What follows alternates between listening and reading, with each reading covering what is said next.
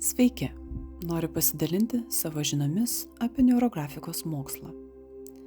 Jeigu jauti, kad šiuo metu esi užstrigęs ar užstrigusi tam tikrose gyvenimo situacijose, kenti nuo streso ar nerimo, gyveni komplikuotose santykiuose ar visai neturi santykių ir jų labai ieškai, o galbūt nori pagerinti savo finansus, atrasti savirealizacijos kelią ar naują darbą.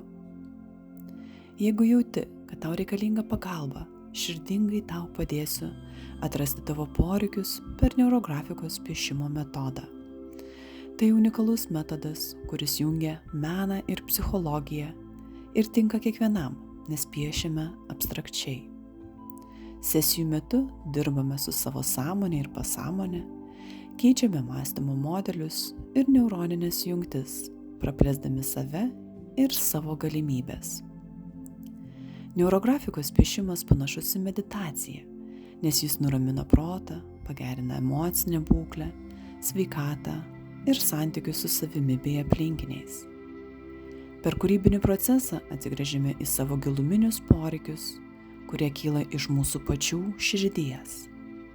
O tai leidžia žmogui giliau susisiekti su savo vidiniu pasauliu ir šie procesai padeda žmogui atskleisti gilius įsitikinimus ir įpročių struktūras, kurios gali trukdyti asmeniniam tobulėjimui.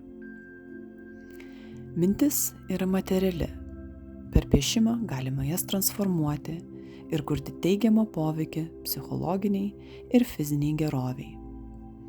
Tad kviečiu Jus į savo asmeninės neurografikos piešimo sesijos.